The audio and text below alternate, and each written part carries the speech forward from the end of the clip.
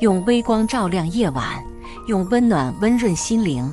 亲爱的朋友们，欢迎来到微光夜读。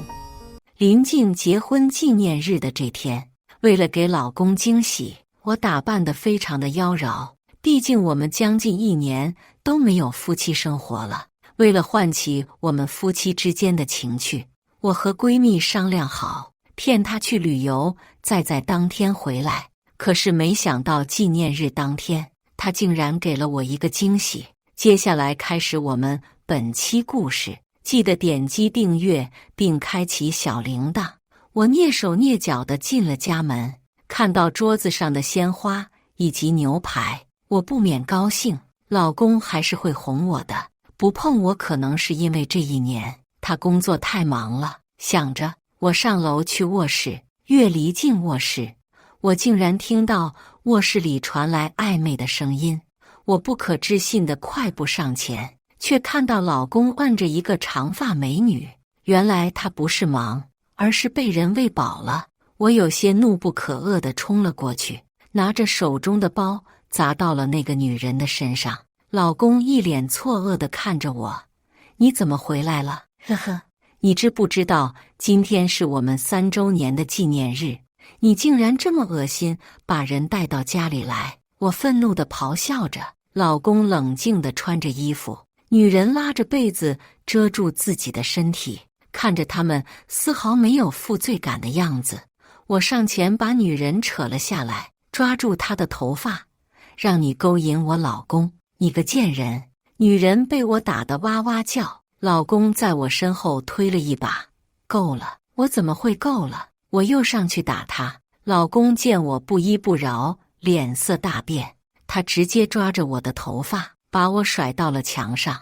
我的脑袋感觉有些疼痛，整个人都是发懵的。你看看，你就像个泼妇，你有什么资格打他？他恶狠狠地说着，抬手扇了我一巴掌。我愤怒地看着他们，不明白，我千挑万选的男人怎么能变成这个样子？他竟然为了别的女人打我，简直可笑至极。赵毅，我要和你离婚！我叫嚷着，却看到赵毅背后女人的讥笑。我忍不住推开赵毅，对着那个女人又扇了几个巴掌。你疯了吗？赵毅扯开我，还了几个巴掌。顿时，我感觉到了绝望。吕芳，你没资格提离婚，不要让我在朋友面前丢人，不然有你好受的。赵毅威胁着我。随后带那个女人大摇大摆地从我眼前了离开。看着肮脏的房间和肮脏的床，我一刻都不想待下去。顾不得身上的伤，我收拾了一些重要的东西，直接离开。我再也不想回到这里了，再也不想看到赵毅。到了楼下，我打了个电话给张健，他是我结婚之前的追求者，一直到现在他都没结婚。面对现在的状况，我都不知道该打给谁。想着，我的眼泪不争气地流了下来，心中满是委屈。吕芳，张健的声音从背传来。这一刻，我有些不想转过来。张健见我没有说话，直接从身后走到了我的前面。他看到我脸，眼中全是疼惜。他打你了？他竟然打你？我点了点头。眼泪又不争气地落下。赵毅竟然带女人回家，我真的受不了他的背叛。张健抬手抚摸着我的脑袋，顺势拉住我的手，把我拉上了车。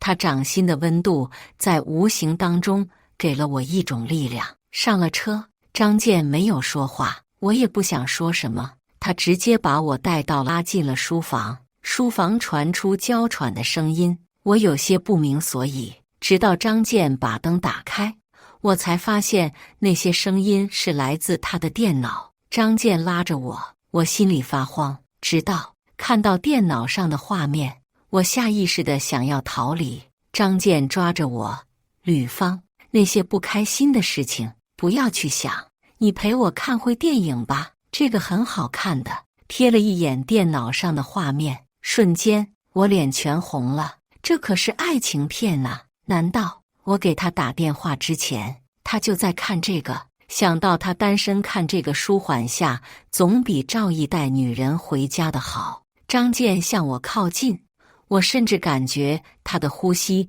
从我耳边掠过，我的心猛地跳动着。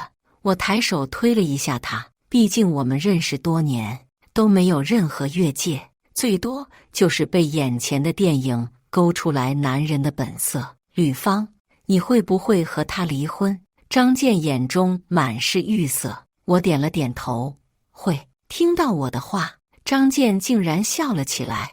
我忍不住骂他一句，顿时暧昧的感觉全部消散。紧接着，张健对着我嬉皮笑脸，哄我开心。我淡笑地回应他：吕方，要不要我帮你教训他？张健认真地询问着我。我无奈地苦笑着，摇着头，不用，我们之间的事情我会找律师处理好。张健点了点头，下一秒却抱住了我。我安静地靠在他的怀里，吸取着他身上给我的安全感，听着电脑里的叫声，我的心也忍不住动荡。我真的是憋得太久了，他的一点点温暖都可以让我化成水。我贪恋着张健怀里的温度，脑海里全是赵毅的背叛。既然他可以，为什么我不行？张健抓住了我的手，别玩火。我轻声笑着，你想不想要我演什么？可是理智告诉我，不行。如果我跟张健发生了什么，我就属于婚内出轨，到时候我什么都会没有。张健看出我的纠结，小芳，没人会知道的。再说，你长时间憋着，真的会憋坏的。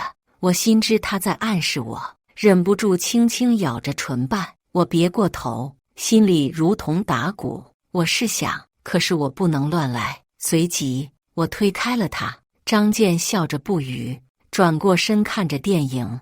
小芳，你知道吗？每到深夜，我都把电影里的女主想象成你的样子。我心里不由咯噔一下。张健把我拉入怀里。小芳，我知道你想要，我也想，给我好吗？这一刻，我被他炽热的怀抱包裹着，我的心慌乱了起来，整个人被他抱了起来。没走多久，他就把我放在了桌子上。他脱下我的外套，而我里面穿着的就是勾引老公的情趣衣物。他一双眼睛在我胸口前游离，我忍不住羞涩地遮住那一抹春色。他抓住我的手拿开。今晚是不是想要勾引他？我面颊红润，本来想着小别胜新欢，顺带着纪念日，可是他真的太令我失望了。小芳，我真的很爱你。张健窝在我的脖颈处，我顿时有了一些感觉。张健的手已经不老实地抚摸着我的腰，让我有种麻酥酥的感觉，那种难以宣泄的情感在体内叫嚣着。我感觉你热了，是不是想让我帮你舒缓一下？张健语言大胆地挑逗着我，我内心却欣赏着他这种贱兮兮的话语，脚下都感觉一软。我整个人靠在他的怀里，他身体的温度让我有些迷失。我抬手环抱着他的腰身，把自己胸口更加的贴近他的怀抱，彼此的呼吸在此刻交融着。我甚至能感觉到他身下的异样。你真的很性感，他轻轻在我耳边说着。发了情的女人最喜欢听这种话，我根本无法抵挡他的言语。他的手心滚烫的从后面到前面，点燃着我的渴望。我感觉要疯了。他轻轻吻着我的脸颊，我甚至有种想要回吻的冲动。电脑里的声音钻到了我的耳朵里，好似在这特殊的夜里点了一把火。张健紧促的呼吸触动着我的灵魂，我知道他隐忍的难受，就如同我一般。我是不是可以大胆一次？张健撕扯着我情趣衣服，他狂野的动作让我浑身燥热。我抬脚攀附在他的腰肢上，双手挂在他的脖颈上，他直接把我抱着放在了一旁的机器上。我心里升起了一丝期待感，他让我跪着趴着，浑身难受的我只好配合他的动作，他的手拍打在我的屁股上，一下一下的，让我疼痛又期待。很有弹性哦。张健欣赏的声音在我身后不断响起，我忍不住轻哼。而下一秒，我竟然忍不住。我没有想到他竟然用手。小芳，舒服吗？张健嘴角扬起，我难受的不知所措。就在这时，我的手机竟然响起。张健停下手中的动作，示意我接电话。看到来电，竟然家暴老公。想了一下，我还是接了电话。你死哪去了？老公声音有些暴躁，我心里委屈不已。你找我干嘛？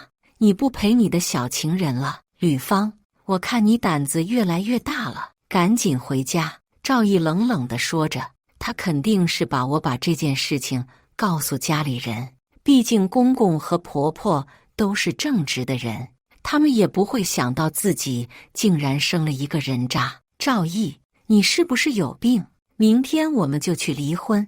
说完我就把电话挂了。张健轻笑地停下手中的动作。小芳，我们下次再继续了，他应该会找到这里的。我难受地从桌子上下来，没有得到满足的身体还是那么的难受。张健给我倒了一杯咖啡，我忐忑地坐在沙发上。刚刚要不是赵毅的电话，我们恐怕已经更亲密的接触了。果然，不到半个小时，张健家的门铃就响了起来。张健看了我一眼，起身开门。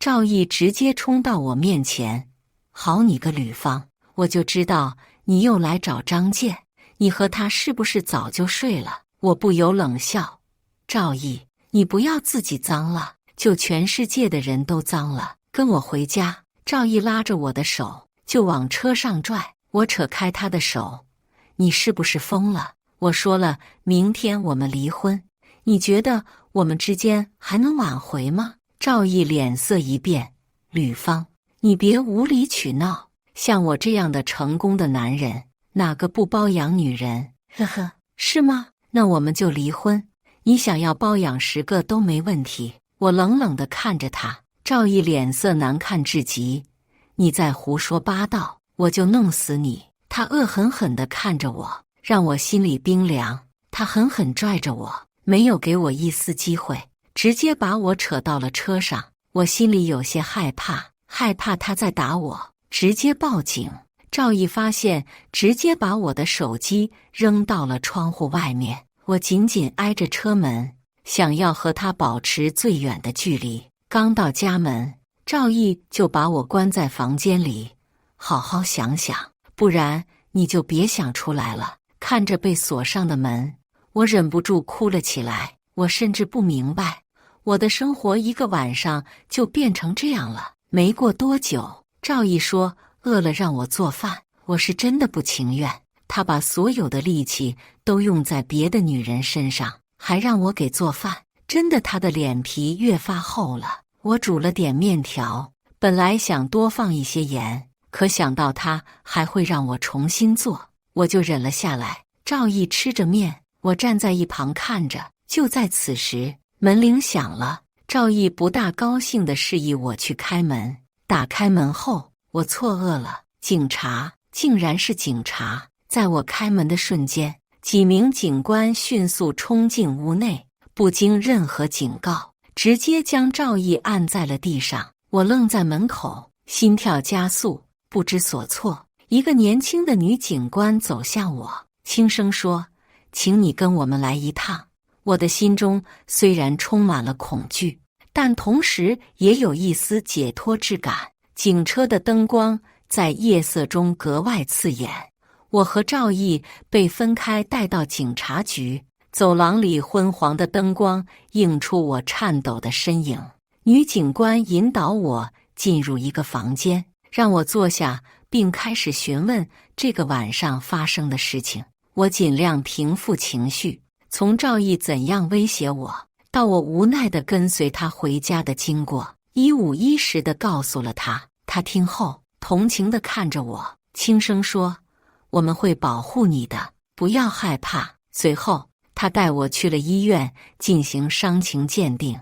尽管身体上没有太大的伤害，但我内心的创伤难以言表。我决定告赵毅，希望通过法律的手段彻底摆脱这段婚姻。几天后，我和赵毅在法庭上对簿，赵毅面无表情，而我则努力保持镇定。然而，就在这个时候，一个我从未想到的人站了出来。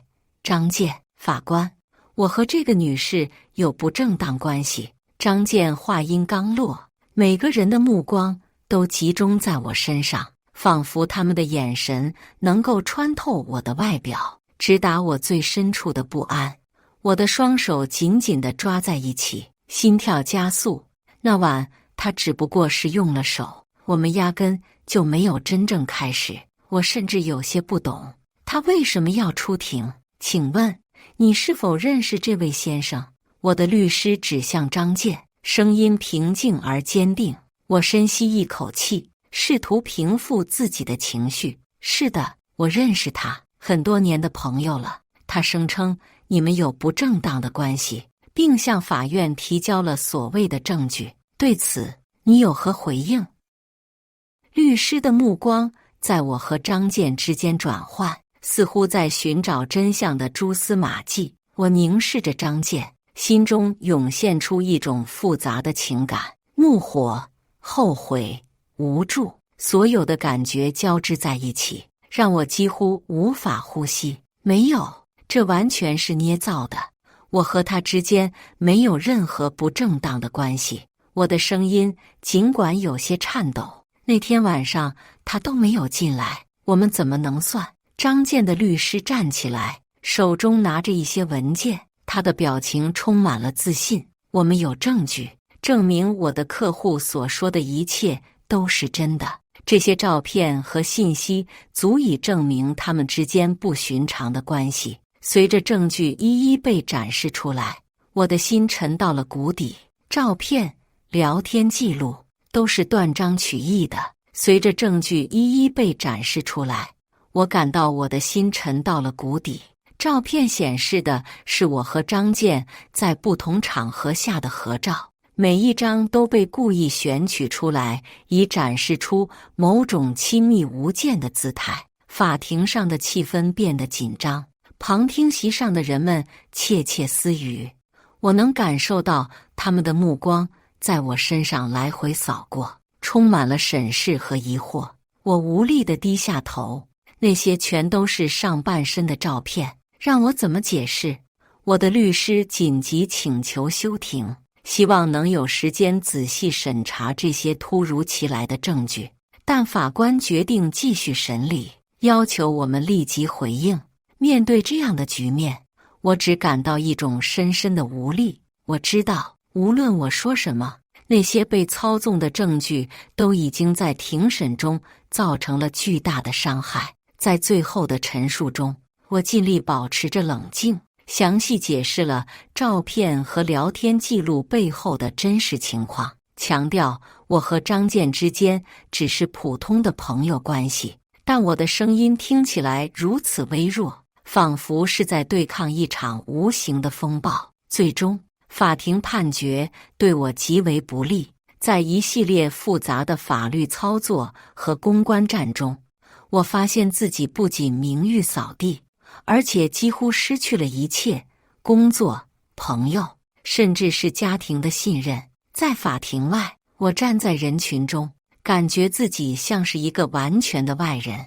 我与张健的这场官司成了众人口中的谈资，我的私生活被公之于众，每一个细节都被无情地解读。走出法院的那一刻，我知道我的人生已经发生了翻天覆地的变化。没过多久，我竟然接到了好朋友的电话，他告诉我赵毅要结婚了，而结婚的对象竟然是张健的妹妹。我几乎不敢相信自己的耳朵，心中涌现出复杂的情绪。一方面是对赵毅即将步入婚姻的惊讶，另一方面是对他们之间关系的错愕。原来张健做的一切都是为了他妹妹。认识他这么多年，我都不认识他的妹妹，想来可是可笑的。婚礼当天，我出现在了赵毅的婚礼上。出轨的人不如婚姻，而我这个被出轨的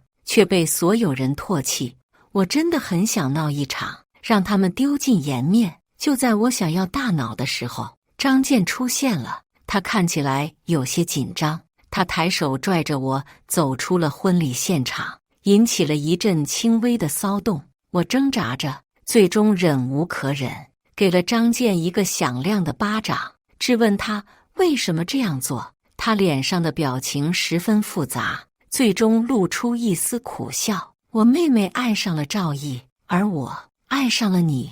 他的声音里充满了无奈和决绝。妹妹求我作证，现在他们结婚了，你也可以嫁给我。这句话让我彻底愣住了。在我心中，张健是一个复杂的存在，是伤害我的源头。现在他竟然以这样一种方式向我表达他的感情，我的心中充满了矛盾。一方面，我对他过去的所作所为感到愤怒和无法原谅。我看着张健，深吸一口气，心中已经有了决定。张健，你的感情我无法回应，我们之间发生的一切已经让我失去了对你的信任。我转身离开，却被他紧紧抱在怀里。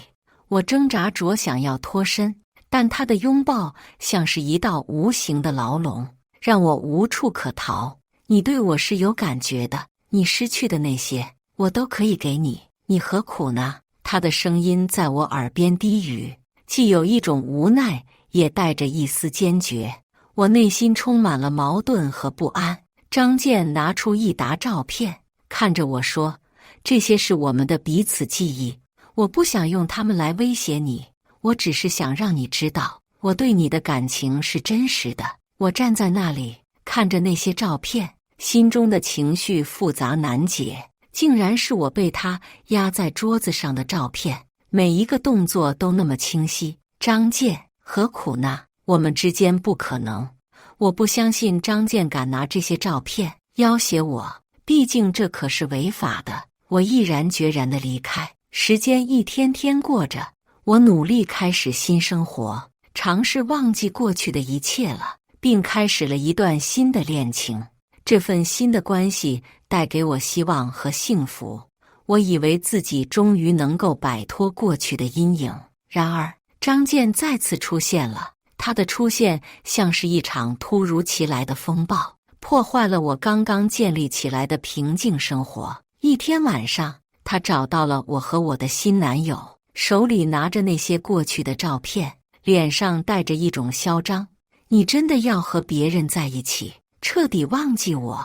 张健的声音低沉而带有威胁，他的眼神直直地盯着我，仿佛要看穿我的心思。我心里感到一阵恐慌和愤怒。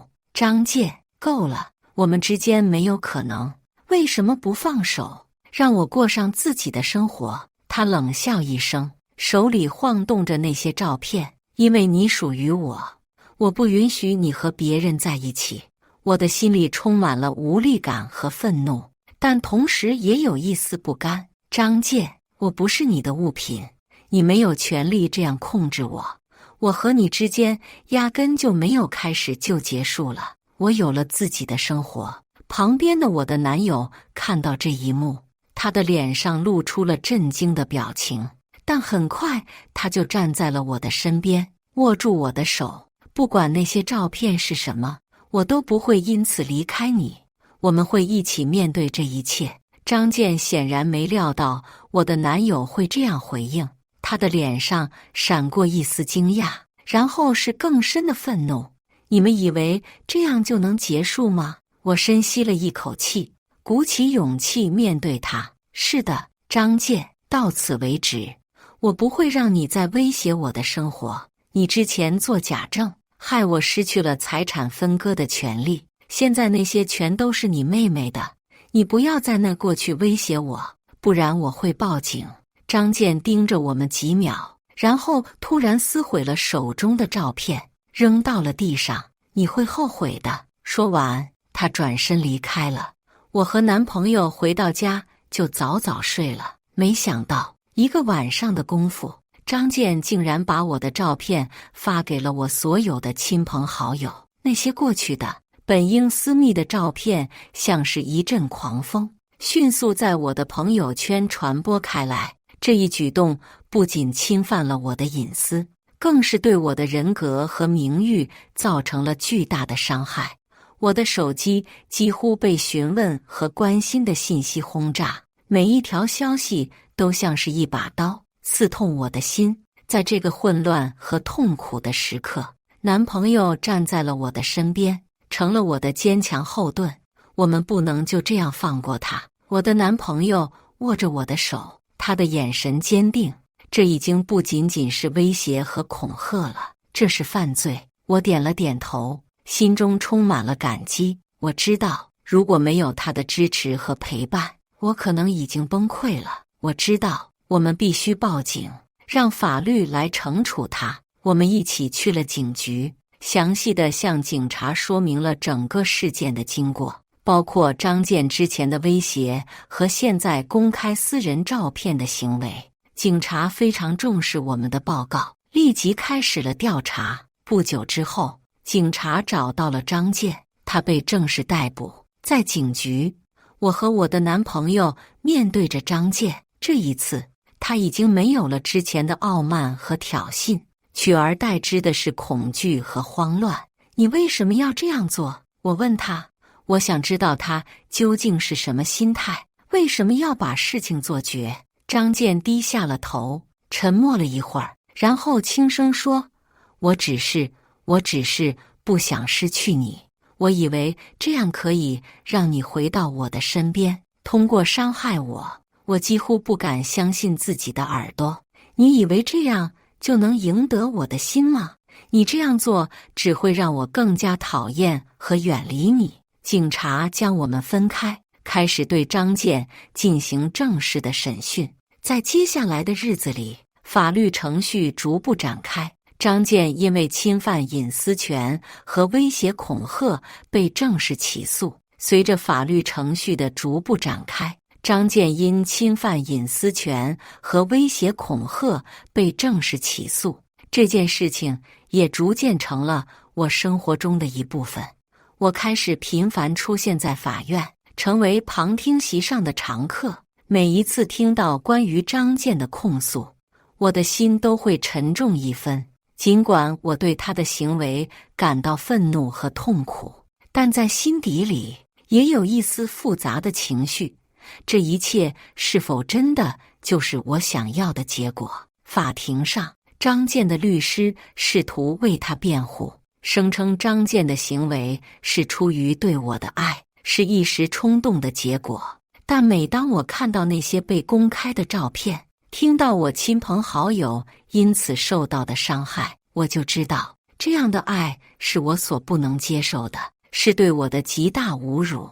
在一次法庭休庭时，张健的父母找到了我，他们眼中充满了疲惫和悲伤。我们很抱歉，是我们教育有误。张健的母亲说，声音低沉，我们只希望你能够原谅他，给他一个改正的机会。面对他们，我心中充满了矛盾。我理解一个父母对孩子的爱，但是张健的行为已经对我造成了无法挽回的伤害。我深吸了一口气，我希望他能真正意识到自己的错误，并为此付出应有的代价。也许这将是他真正成长的开始。随着审判的深入，张健终于意识到了自己的错误。在最后的庭审中，他站在了法庭上，直视我的眼睛。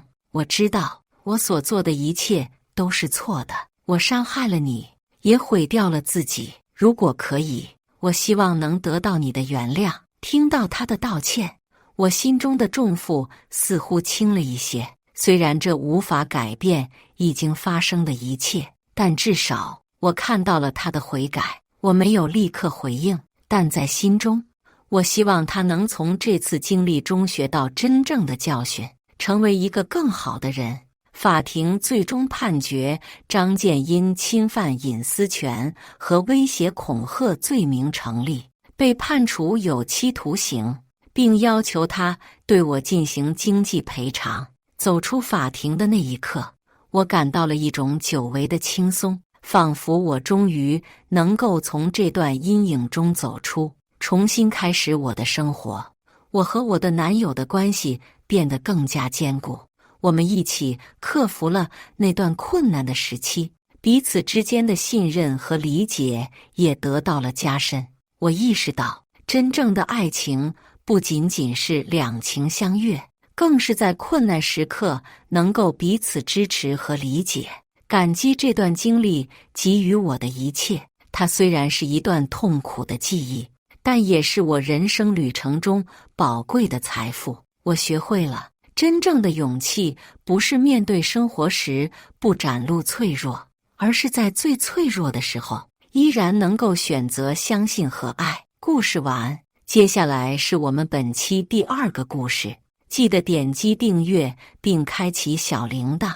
考上清华的男朋友和我说了分手，说和我在一起的每分每秒都让他觉得恶心。说这话的时候，他脸上带着痛快。可不过几年，他却跪在地上求我借钱给他。李浩复试成绩出来的那天，我比他还紧张。为了不影响他的情绪，我绝口不提成绩的事，做了满满一桌子的菜。我却联系不上人了。我打电话给他，响了无数次，才终于被接了起来。听筒里是嘈杂的声音，怕他考得不好，心里难受。我小心翼翼：“李浩，你在哪呢？”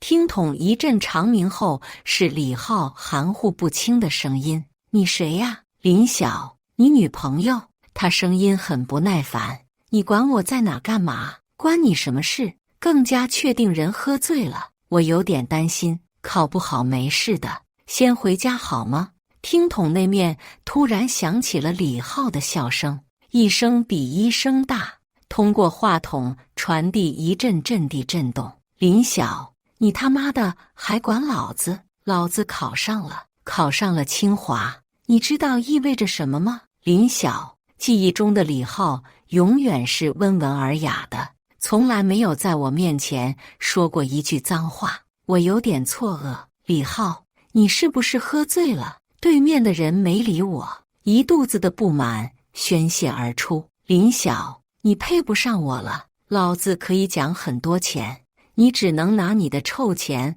打发路边的叫花子，老子再也不是你呼来唤去的狗了。”都说酒后吐真言，我没想到我在李浩的心里是这样的形象。我家是有钱，可我从来没有把李浩当成我养的狗，仍抱有一丝侥幸。“你在哪？我过来找你。”没有听到李浩的声音，半晌，一个陌生的女声响起：“李总，原来您在这呀。房间我已经开好了，不过1天时间。”他竟也开始在意起这些虚伪的称号了。一宿没睡，我红了眼眶，过往的美好一幕幕在我眼前晃悠。我还是不甘心，坐在沙发上等他回来。餐桌上的饭菜全凉透了，所有鼓励安慰的话到头来成了笑话。不知道过了多久，我听到密码解锁的声音，李浩走了进来，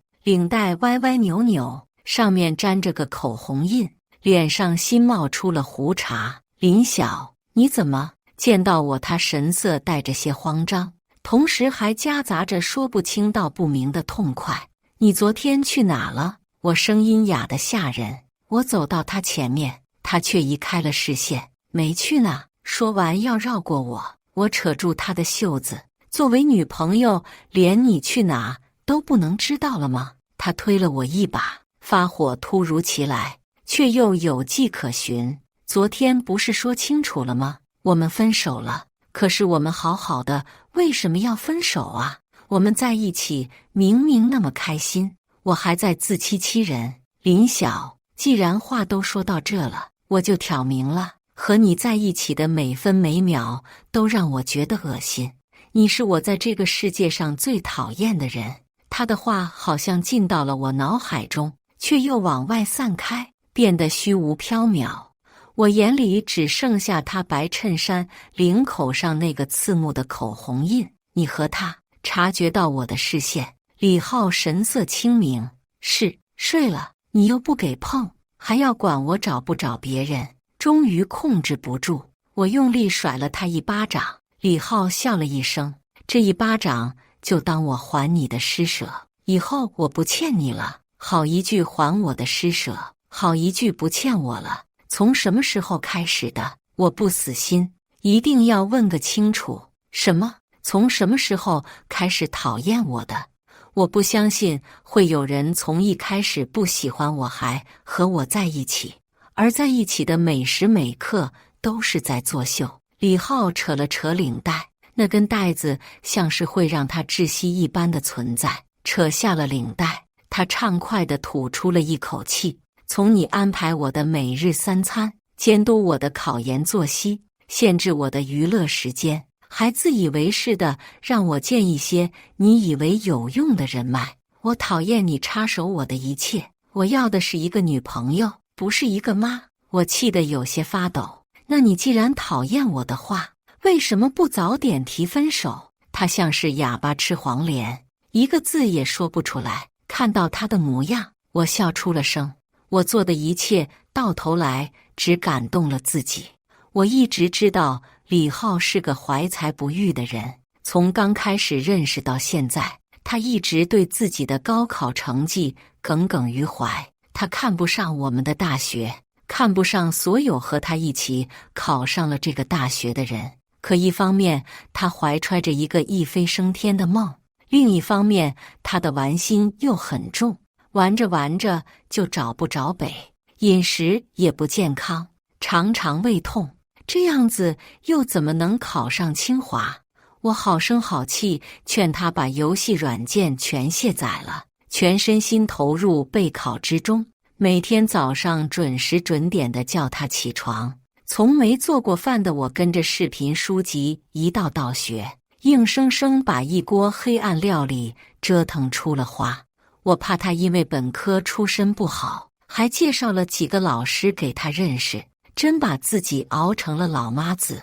可到头来却一句好听话都没落的，魂不守舍地走出李浩的小区。手机铃声响了起来，看到来电显示，我把电话接了起来。爸，怎么了？我爸的声音关心满满。小小，你怎么了？声音怎么哑成这样？我慌忙咳嗽了2声。没事，只是有点感冒，多注意点身体呀，平时要多穿衣服。行了行了，我不念叨你了。等一下，你又嫌我啰嗦。我得到消息，知道李浩考上了，只要他继续勤奋上进，我也不反对你们了。你要是真喜欢他的话，把他带回家给爸妈看看。我哭得泣不成声。我爸妈不喜欢李浩，我是知道的，不是因为出身，他们一直觉得李浩静不下心做事，对我也不够真心。他们说，一个男人的真心要在他发达的时候才可以看得清楚。我拍着胸脯打包票说，李浩绝对是除了他们以外最爱我的人。可他还没发达呢，就不要我了。我很庆幸，我听了他们劝诫我才不外露的建议，只告诉了李浩我家只是有点小钱，没有告诉他我们家是大型上市公司。他欺负你了？我现在过来。听到我爸急匆匆的声音，我才知道自己没忍住。我和他分手了，没事的，别担心。我爸还是过来了，怒冲冲的就要抡起袖子去揍人。我把人拦了下来。爸，算了。最终他没有上楼，对着我欲言又止。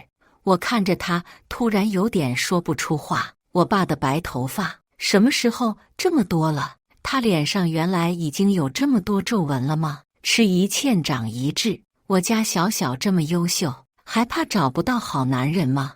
我转了头看车窗外，一直以来我都不爱学习，上课喜欢划水，对自己要求不高，随便考了一个本科。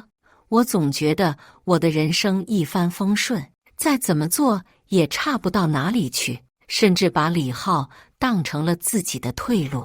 毕业季来临，李浩被评为了优秀毕业生，成了老师们眼中的香饽饽，成了众人眼中的宠。李总，一起拍个照呗，这样以后我也能炫耀自己有清华的同学了。远远的我就听到他们那边嘈杂的声音，好不热闹。李浩笑得开怀，被捧得好像真找不着北了。那个渣男有什么好嘚瑟的？没有你哪有他的今天？闺蜜瞪着李浩，恨不得用眼神轰炸他。许是注意到我们这边的视线，李浩转过了头，竟朝我们走了过来。林晓，一起拍个照吧，以后有什么需要，好歹我们好过一场，能帮的我会尽量帮你。都还没去上这个学呢，这种场面话就先下来了。看着他一副施舍的模样，我没好气。不必了，高攀不上，你又何必把话说得这么绝？万一以后后悔了。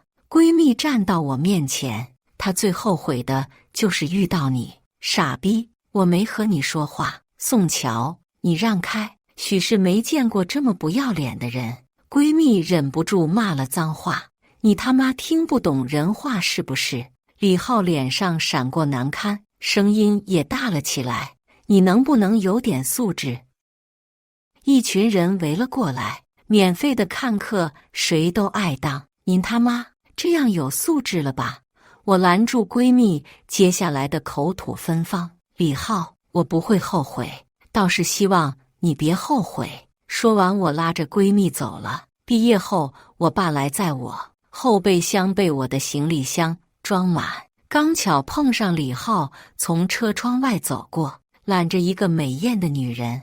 女人开口，带着不屑却又谄媚，前者是对我，后者是对李浩。不是说你前女友家里很有钱吗？看这车也就一般吧。李浩，你清华研究生毕业以后肯定可以挣大钱，这种车要多少有多少，低调一点。可话是这么说，我却看到李浩的嘴角向上扬。爸，走吧。口头上的逞能有什么意义？小林，这么晚还不回去啊？是公司的一个大姐给了我几个小面包，我手上还有点事没做完呢。大姐悄悄凑近我，你是这批年轻人里面最上进的了，照这个冲劲，迟早可以到高层。谢谢王姐鼓励。我笑了笑，我没有和任何人说过公司是自家的。毕业后从基层开始做起，过了这么半年，也和公司不少同事关系不错，其中就包括了王姐。下了班，洗漱过后，我上了床，突然看到大学班级群里活跃了起来，小红点不断弹出来，原来要组织同学聚会。我点进去一看，果然话题依旧围绕着李浩。当初他考上清华的时候，就有很多人在群里极尽谄媚，过了很长一段时间才消散。没想到现在又开始了。我网上刷着聊天记录，不愧是清华的研究生，李总现在都没有忘记我们。李总，还记得我吗？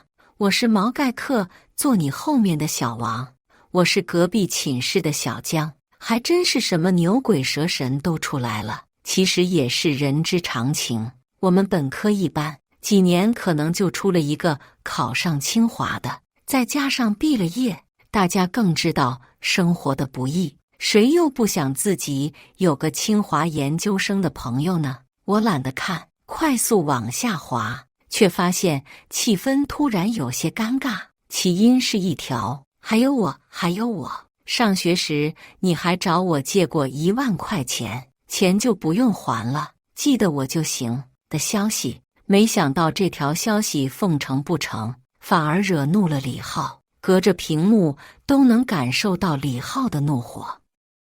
你有毛病，陈年往事拿出来讲，这话也相当于间接承认了借钱的事了。这年头借钱的果然是大爷，可我明明记得李浩的家庭不错，也从没有找我借过钱。他是什么时候需要找人借钱的？伴随着对不起，我不该提的道歉，这件事似乎被心照不宣地接了过去，群里也又开始热闹了起来。我刚要退出，李浩却单独艾特了我：林晓，你会来吧？看到这条消息，我愣了一下，不太明白这个人脑子犯的什么抽，非得叫前女友看看他现在有多辉煌吗？我刚要拒绝，不会因为前女友的身份不敢来吧？我确实有点冲动，手上的动作先于大脑，当然要现场给李总说恭喜了。等我回过神来，消息已经发了出去，但我也不后悔，因为这半年我过得很好。从前我把时间全花在了李浩身上，不在意自己的打扮，事事以他为主。分手后，我开始精心打扮自己，对自己全身上下一丝一毫都不马虎。比起把希望寄托在别人身上的小心翼翼，为了自己活更让我身心愉快。到了同学会那天，我落俗了，我特意挑选了一辆玛莎拉蒂，又精心化了一个妆，选了一套低调又奢华的裙子。到现场的时候，一大群人围着李浩，推开包厢门的时候，李浩的视线瞥了过来，眼里闪过一丝难以置信。他的身边是不同于之前见到的另一个美艳却又有点俗气的女人，换汤不换药。原来他一直都喜欢这样的女人。林晓，快过来坐，这么漂亮，我都认不出来了，是大学时的班长。他朝我招了招手，我朝着他笑了笑。走近我才发现李浩真的变了很多，原先散落的头发特地用发胶弄了上去，和他还有些稚气的脸有点不搭，脸上带着上位者的笑容。听着大家的奉承，也一点不客气。恭喜您啊，李总，场面话谁不会说？李浩还没说什么，他的女朋友突然发出了一声惊叹：哇，你开玛莎拉蒂吗？你这个包是绝版的哎，你这个手上握着的钥匙，身上的名牌，成了众人嘴里讨论的对象。李浩的脸登时黑了下来，皮笑肉不笑的：谢谢你的恭喜。包厢里嘈杂的声音让我有点头疼，我借顾上了个洗手间，不想还没走出门，就听到洗手池旁的讨论声。你别看李浩现在好像很风光一样，其实他在清华就是垫底的。往外走的步伐又退了回去。另一个人也开始应和：对呀，我听说他还挂科了。意料之中，我听说他玩得很花，你看看他的对象，每次都不同。还有那个借钱的，我之前没好意思在群里说，他也找我借了。那你借了？怎么可能？借去给他玩女人吗？哈哈哈！他们笑嘻嘻的声音越来越远，我却有点惊讶。拼了命考上的清华，这么糟践吗？等我走出洗手间，却看到李浩倚在门口，耳朵上夹着一根烟，嘴里也不断往外吐着烟圈，浓烈的烟味快要让我窒息。他从上往下打量着我，半晌才悠悠开口：林晓，我再给你一次机会要不要？不知李总有什么指教？他似乎格外喜欢别人称呼他为李总，听了我这么叫他，嘴角开始往上扬。给你一次回到我身边的机会。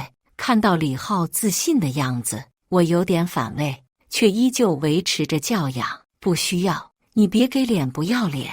林晓，你不就是有点钱吗？一点文化都没有的人怎么能配得上我？很奇怪，我没想到我可以这么冷静地看着他泛起青筋的额头，甚至还能笑得出来。所以你和你女朋友天造地设，这句话不知道怎么惹怒了他，伪善的面具终于从他脸上撕破了。李浩的脸色很差，差到我怀疑他下一秒会冲上来掐住我的脖子。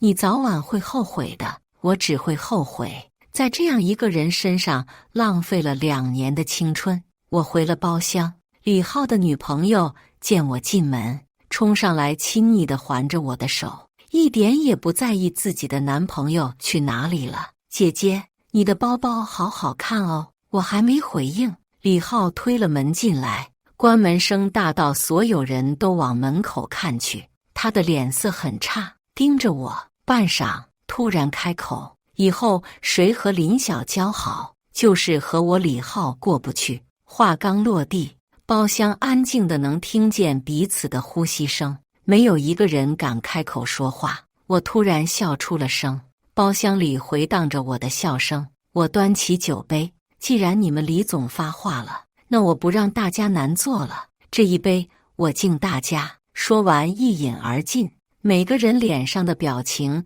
都很微妙，似乎想开口说点什么，又看了眼李浩，最终都没有开口。喝了酒，我没法开车。手机铃声突然响了起来。小小，你在哪呢？奶奶说想你了。这一刻我突然明白，所谓的同学情不过是最不值一提的关系。爸，你来载我吧，我喝酒了。等我爸到的时候，我已经趴在副驾驶上，快睡着了。小小，迷迷糊糊中，我看到我爸欲言又止，看了我几眼，又转过头去开车。看到他小心翼翼的样子，我突然胸口涌上难以言状的涩然。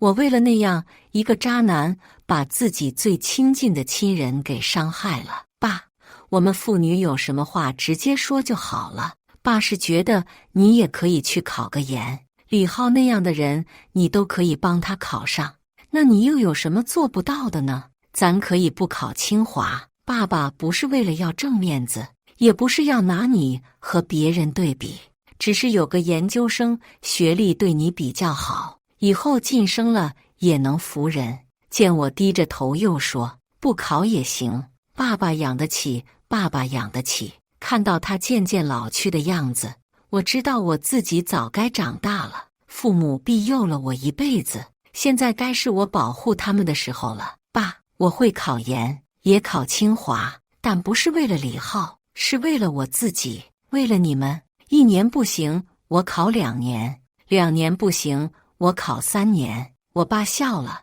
笑了会又伸出手抹了一下眼角。你怎么还哭了呢？谁说我哭了？我是笑，我们小小长大了，有了自己人生的方向了。我女儿这么聪明，肯定能做得到的。爸爸相信你。算了一下，离考研出试只有满打满算半年了。虽然当时李浩考试的时候，我常给他找材料，但我对于要考试的内容一窍不通。为了分秒利用时间，我递了辞呈。经理以为我要跳槽，不断挽留我。小林，我可以给你加薪，虽然你才来不久，但我很看好你，也可以承诺你在不久的将来，你的职位也一定可以更上一层。经理是985本科毕业，30出头，能力超群，短短时间就能坐上经理的位置，我很佩服他。谢谢经理挽留，不过我不是跳槽，我是要辞职去读研究生了。考哪里呀？考上你就知道了。听到这话，经理知道挽留不了，笑了笑。那这样我就不好留你了。我相信小林一定有更好的未来，不管是不是场面话，我都很感谢他在我工作的时候对我的照顾。谢谢，我考上了，毕了业还会回来的。这话我没有说谎，我确实毕了业还会回来的，毕竟是自家的公司，狗头。考研不像高考，它是我一个人的战争。我能做的就是不断和昨天的自己对比，做一场无声的斗争。好在之前李浩考研的时候，我很上心，材料和视频也都还在。我给自己制定了一个每天的做事清单，怕自己自制力差，把手机换成了诺基亚，又搬到离图书馆近的公寓里。我所不断做的事就是重复，就像章鱼所说的，简单重复。把早起当成人生中最痛苦的一件事的我，雷打不动的6点起床，背单词、刷题、背专业知识。见过天边万丈霞光升起，又落入地平线，见过初升的太阳，也见过还未来得及沉睡的弯月。从刚看到题目就头疼，到了能有一定把握的下笔。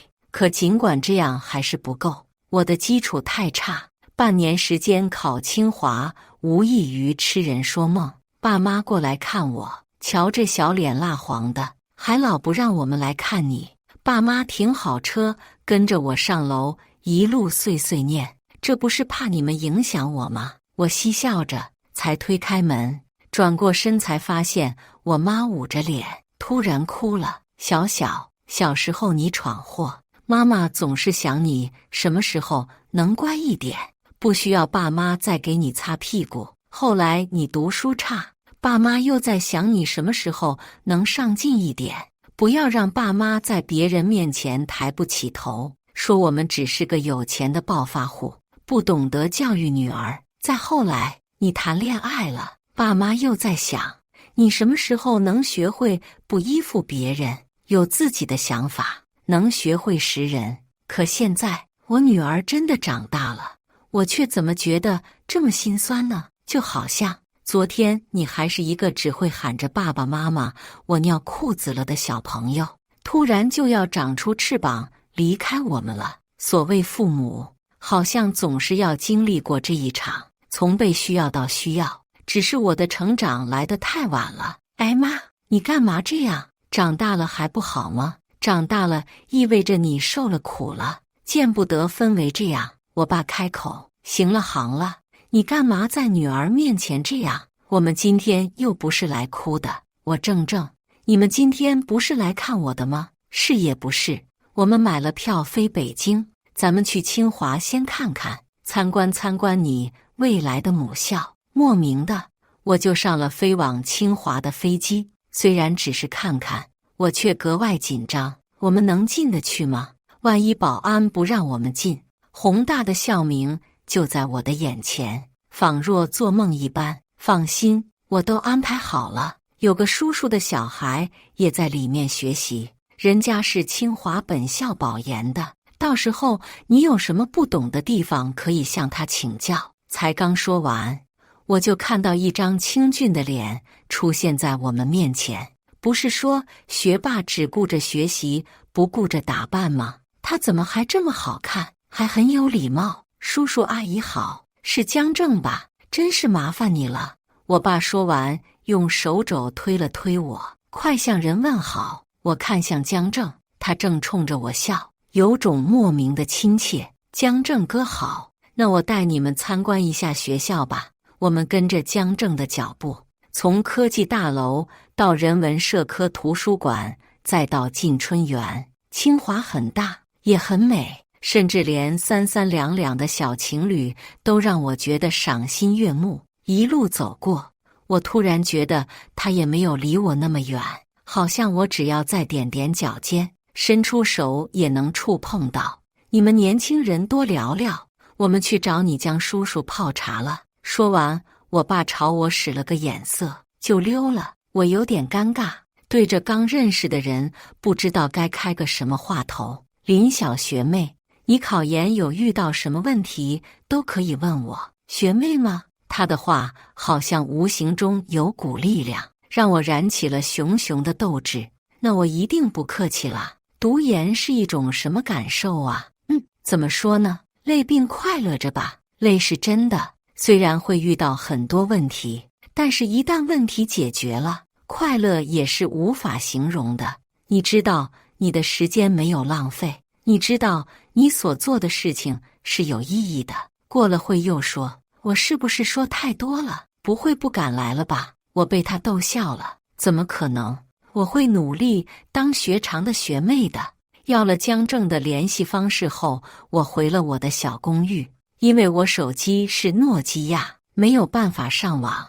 备考过程中，我问了江正几个问题，他都打了电话过来，一一详尽又耐心地给我做了解答，话里话外充满了鼓励。我这时候才知道他有多厉害，明明是保研的学生，该掌握的知识却一样没落。很快到了模考，我看着卷子的成绩有些气馁。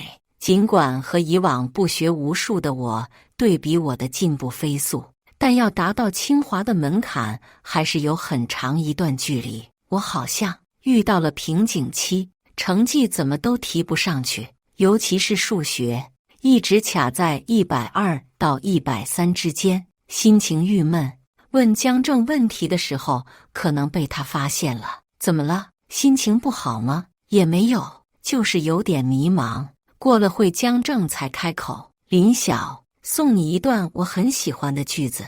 考研就像在黑屋子里洗衣服，你不知道洗干净了没有，只能一遍一遍去洗。等到上了考场的那一刻，灯亮了，你发现有的人忘记加洗衣粉，有的人用的是洗衣机，但只要你认真地洗过了每一个地方，那件衣服一定可以光亮如新的。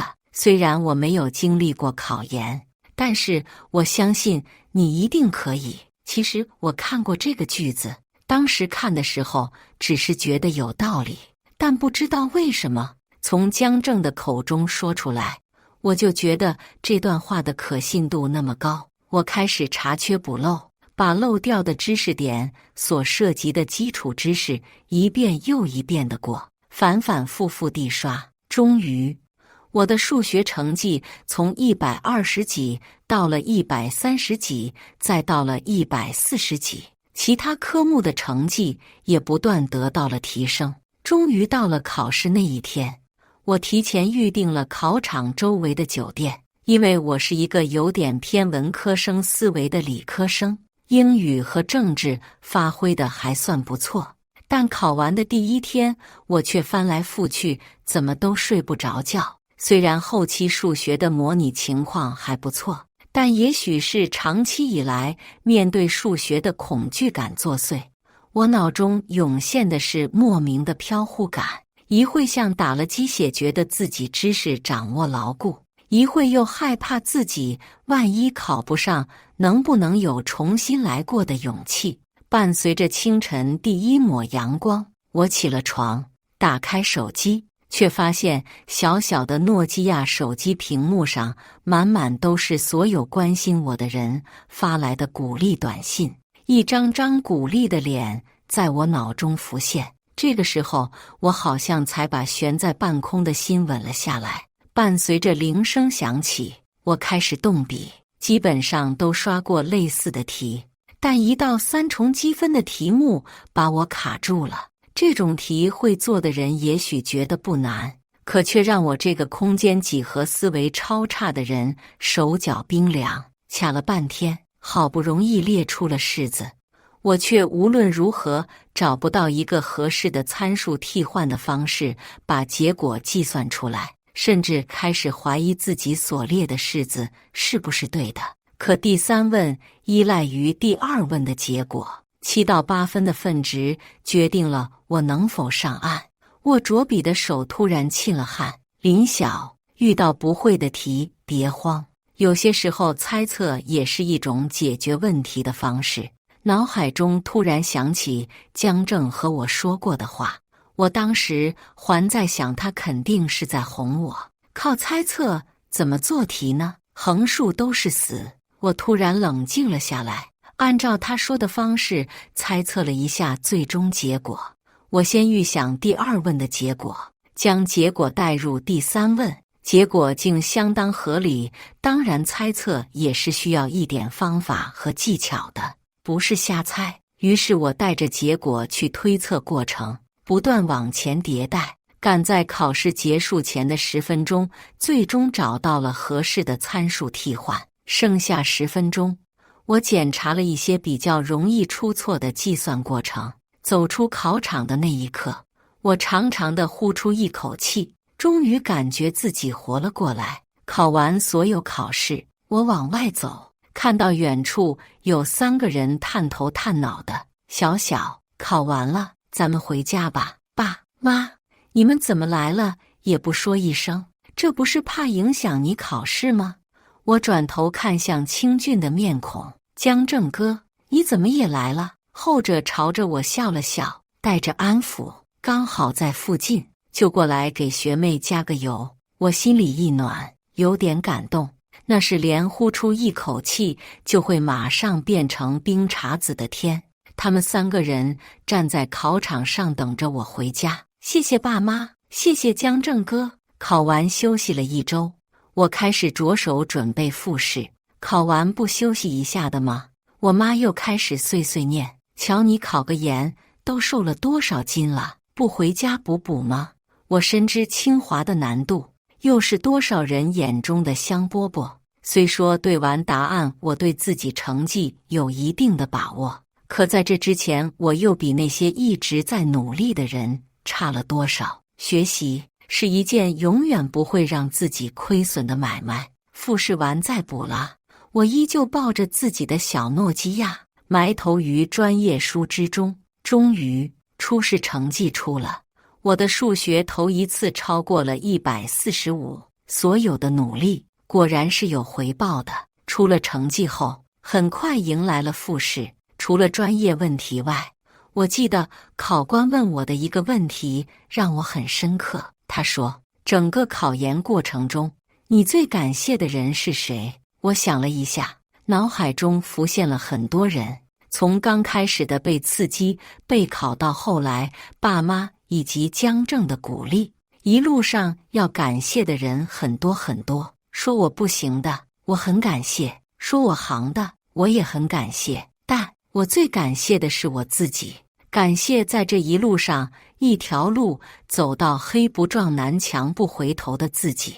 在报考贵校的路上，优秀的人很多，努力在他们面前或许是最不值一提的小事，但却是我最骄傲自己所能拥有的品质。结束了复试，我又去清华逛了一圈，没有刻意去打听，但我在路上又听到了有人在讨论李浩。我亲眼看到他妈妈在辅导员面前跪下了，求着他不要给李浩处分。我最讨厌这种有了那么好的资源却又浪费的人了。没有多做停留，李浩所犯的错误我也不感兴趣。我只知道清华的一花一草此刻都拥有了实感。复试成绩出来的那天，一向没什么动静的大学群突然又炸开了锅。听说林晓也考上清华了，恭喜恭喜！作为同学，我们是不是得给他办一场庆祝一下呀？是啊，这都多久没见了，再不见我们都该忘记彼此长啥样了吧？成年人的世界就是如此残酷又现实。他们绝口不提李浩，就像李浩曾经说过的，谁和我林晓交好，就是和他过不去的话，从来没有被说出口过。我觉得可悲，但还是去了同学会。意料之外的，我又见到了那张面目可憎的脸。班长看了看我，又看了看他，半晌才笑笑着开口：都说同学没有隔夜的仇，以后都是清华同学了，没有什么坎过不去的，握个手和好吧。李浩伸出了手，眼神中带着我看不懂的含义。我望向空气中的手，没有回握。不想再当同学呢？可不是谁都能和李总当同学的。李浩脸色微微变了下，又迅速收住。林晓，以前是我错把明珠当榆木，这杯酒我敬你，你大人有大量，别和我计较。说完拿起起子开了一瓶酒往嘴里灌，书没好好读，酒倒是没少喝。众人开始起哄，说李总海量。我冷眼看着他把酒给喝了，就这点诚意吗？我想我很像是电视剧里面的恶毒女配，嘴里不断想吐出一些恶毒的词汇，那肯定不止这点诚意。说完，李浩开始往酒杯中倒白酒，一杯接一杯的喝，直到他呕的一声吐出一堆污秽物，才红着眼眶问我：够了吗？李总，你道歉，是你的事，我原不原谅是我的事。李浩跌跌撞撞走到我面前：林晓，你耍我，你不上钩不就行了？一场同学会被搞得完全没有心情。今天我请客，大家想吃什么就点，我就先走了。说完这话，我走出酒店，微风吹拂在脸上，我才好像活过来了般。我果然不适合这种阿谀奉承。终于到了开学，我以为经过同学会的事，李浩不会再来惹我，没想到他声势浩大地举了横幅，恭喜我女朋友林晓入学。不明所以的同学走在路上，说着羡慕的话。这爱情也太甜了吧，都是别人的爱情。可是我听说李浩很花心哎，我没再听下去，往前把横幅扯掉。李浩，你是不是有病？谁他妈是你女朋友？没想到他脸皮能厚到这种地步。你呀，我们他妈早就结束了，你是提前老年痴呆了吗？李浩把我的手拉向他的脸。林晓，我知道你肯定还喜欢我，你考清华不就是为了我吗？我知道你怨我，你想怎么打我都可以，只要你原谅我。我们现在都是清华的，你也不会配不上我了，我们以后肯定会幸福的。我没忍住，真的甩了他一巴掌，清晰的指印顿时浮现在他脸上。不少同学举起手机朝着我们的方向拍照，我拿起一旁的扬声器对着李浩，李浩，你真的让我觉得恶心，不是我配不上你，是你配不上我。从你考上清华出轨的那刻，我们就结束了。你太脏了，只是和你说话我都觉得想吐。扬声器的声音不断，新生开学，学校格外多的人往我们的方向望。李浩的脸上带着难堪，恶狠狠地抢过扬声器扔在地上。林晓，你别给脸不要脸，对着别人的女朋友做什么呢？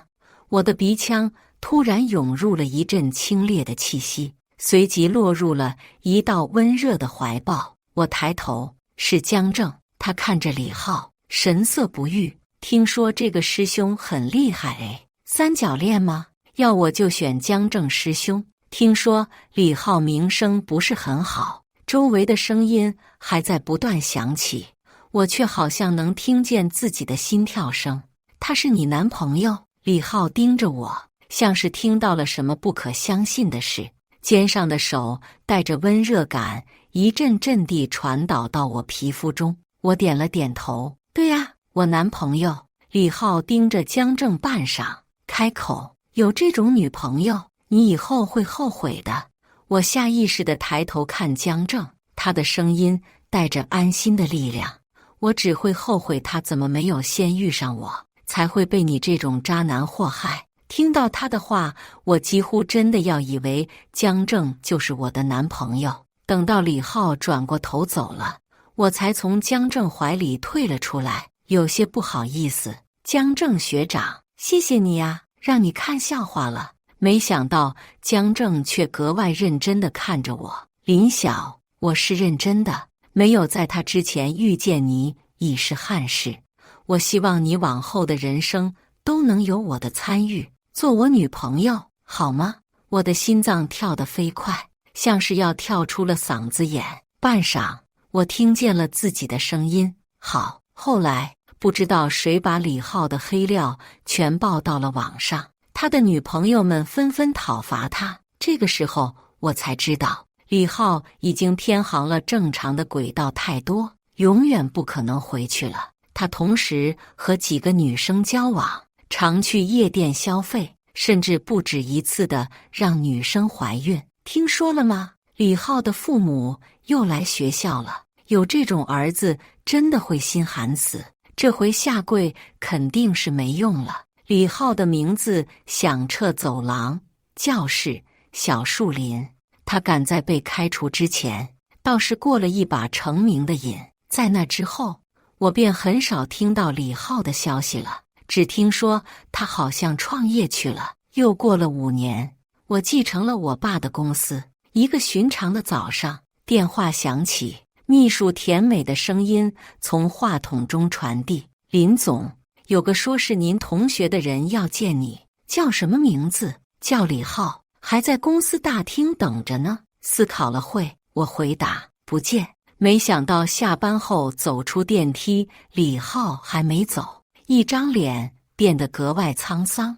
大腹便便的模样看起来像过了40，见到我突然像是抓住了最后的稻草般。林晓，我错了，救救我！说完跪了下来，脸上全是泪水。李浩，放手！他的手扯着我西服上衣的下摆，我被人骗了，真的走投无路了。林晓，只要你借我钱，要我做牛做马都可以。保安见状马上冲上前把人拉走，我并不需要你做牛做马。没想到他还没死心，每天都跪在公司大楼前，一见到我就朝我大喊着自己错了。林总，这样下去也不是事啊，你们看着办吧。我不认识他。过了一会儿，公司的同事报了警，后来我再也没有见过他了。感谢大家的观看。本期影片大家觉得是第一个故事精彩，还是第二个故事精彩呢？欢迎大家在下方评论区讨论。如果你喜欢这类故事，记得点击订阅微光夜读，并分享给更多的人，这会对我帮助很大。再次感谢大家的观看。